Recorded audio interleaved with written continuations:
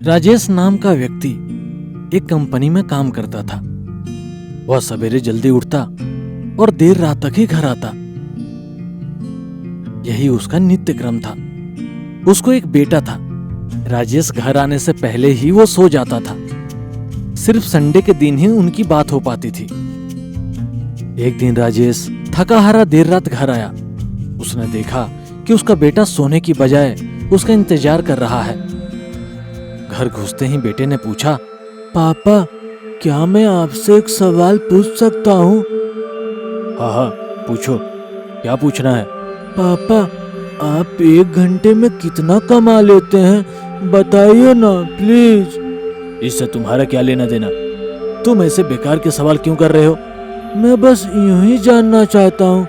Please बताइए ना कि आप 1 घंटे में कितना कमाते हैं? पिता ने गुस्से से उसकी तरफ देखते हुए कहा, 1000 रुपए। बेटे ने मासूमियत से सर झुकाते हुए कहा, पापा, क्या आप मुझे 500 रुपए उधार दे सकते हैं? इतना सुनते ही राजेश आग बबूला हो उठा। तो तुम इसीलिए ये फालतू का सवाल कर रहे थे ताकि मुझसे पैसे लेकर तुम कोई बेकार का खिलौना या उटपटांग चीजें खरीद सको? चुपचाप अपने कमरे में जाओ और सो जाओ। मैं दिन रात मेहनत करके पैसा कमाता हूँ और तुम उसे बेकार की चीजों में बर्बाद करना चाहते हो। यह सुन बेटे की आंखों में आंसू आ गए और वह अपने कमरे में चला गया।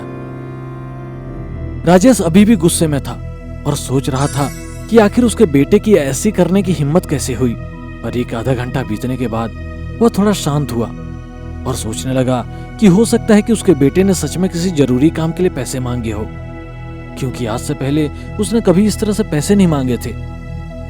फिर वह उठकर बेटे के कमरे में गया और बोला, क्या तुम सो रहे हो? नहीं, मैं सोच रहा था कि शायद मैंने बेकार में ही तुम्हें डांट दिया। दरअसल दिन भर के काम से मैं बहुत थक गया था। I am sorry. ले लो अपने 500 रुपए।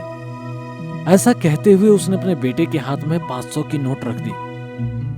थैंक यू पापा, बेटे ने खुशी से पैसे लेते हुए कहा। और फिर वह तेजी से उठकर अपनी टेबल के पास गया। वहां उसका पिंगी बैग था। उसमें से उसने ढेर सारे सिक्के निकाले और धीरे धीरे उन्हें गिनने लगा। यह देख राजेश फिर से क्रोधित होने लगा। जब तुम्हारे पास पहले से ही पैसे थे तो तुमने मुझसे और पैसे क्यों मांगे?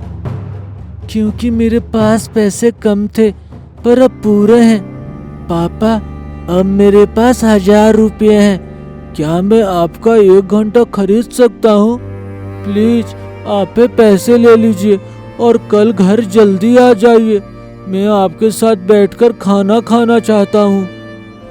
दोस्तों, इस तेज रफ्तार जीवन में हम कई बार खुद को इतना बिजी कर लेते हैं कि उन लोगों के लिए ही समय नहीं निकाल पाते जो हमारे जीवन में सबसे ज्यादा इंपॉर्टेंस रखते हैं।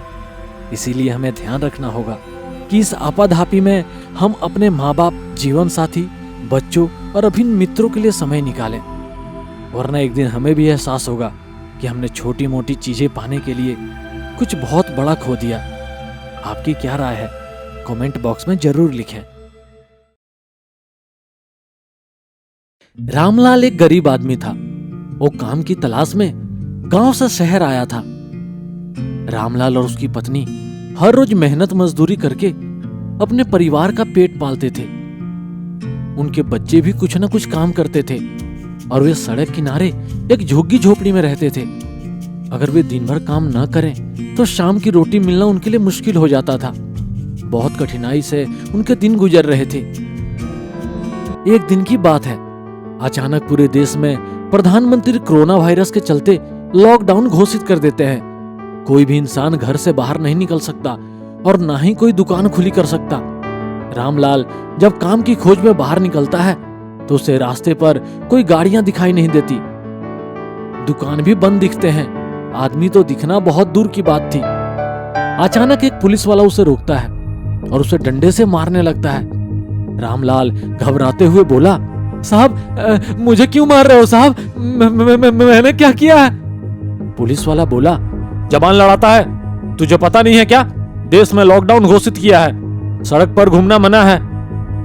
पर साहब, ये लॉकडाउन क्या है और दुकानें बंद क्यों हैं? रामलाल ने पूछा। अरे मूर्ख, तुझे पता नहीं है क्या?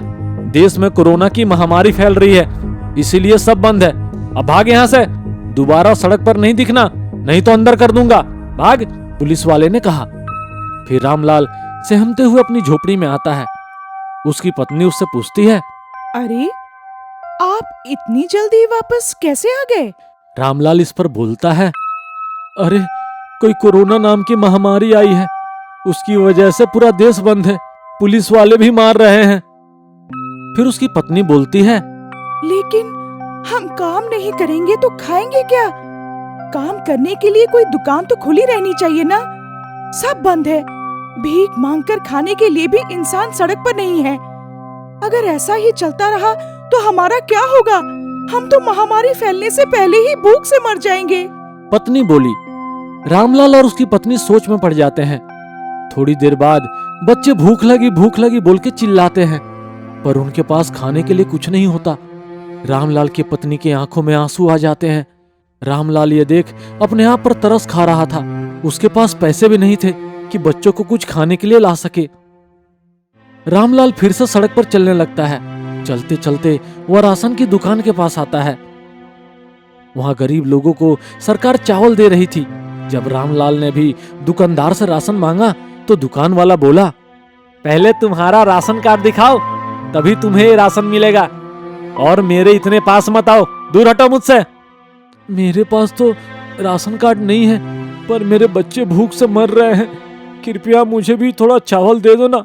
रामलाल रोते हुए बोला, राशन कार्ड नहीं तो चावल नहीं मिलेगा, भाग यहाँ से, ना जाने कहां कहां से आ जाते हैं। दुकानदार बोला। फिर रामलाल रोते हुए वहां से निकल जाता है। चलते चलते वो आगे जाता है तो देखता है कि कुछ समाज सेवी संस्था गरीबों को भोजन दे रही है। वह लाइन में खड़ा हो जाता है, पर लाइन बहुत लंबी होती है। जब तक उसका नंबर आता है तब तक उनके पास का भोजन समाप्त हो जाता है। रामलाल बहुत उदास हो जाता है, उसके आंखों में आंसू आ जाते हैं। रोते रोते वो सड़क पर चलने लगता है। तब भी उसे सड़क किनारे कचड़े की कुंडी में बचा कुछ कुछ खाना दिखाई देता है। रामलाल उस कचड़े की कुंडी के पास जाकर वह खाना उठाता है और पोटली में बांधता है और घर ले जाकर अपने बच्चों को बासी खाना खिलाता है। रामलाल की पत्नी कहती है, पता नहीं ये महामारी हमारी जान लेगी या नहीं, पर पेट की भूख हमारी जरूर जान ले लेगी। और वो दोनों रोने लगते हैं। दोस्तों, आज के हालात यही बयां कर रहे हैं। मिडिल क्लास और अमीर लोग तो कैसे भी इस लॉकडाउन का सामना कर लेंगे, पर गरीब लोगों का कैसे होगा? उन बेचारों की तो इस महामारी से जान जाएगी या नहीं, पर इस भूख से तो जरूर उनकी जान जाएगी। इसलिए दोस्तों, आपसे गुजारिश है कि आप अपने आसपास दिखने वाले गरीब लोगों की जरूर मदद करें। यही सच्ची इंसानियत है।